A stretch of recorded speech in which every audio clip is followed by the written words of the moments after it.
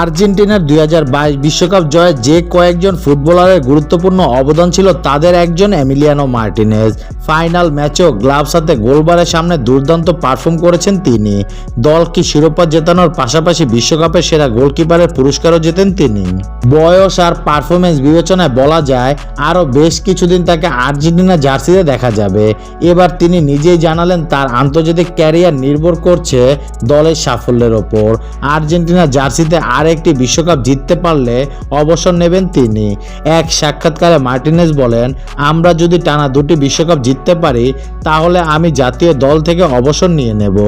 আমাদের অবশ্যই তরুণদের জন্য জায়গা ছেড়ে দিতে হবে। টানা দুইবার বিশ্বকাপ জেতার আশা করি না, তবে জিতলে দারুণ অনুভূতি হবে। আমরা সবাই আর্জেন্টিনাকে বিশ্বকাপ জিততে দেখেছি, জন্মের পর আমি এই একবারই দেখেছি।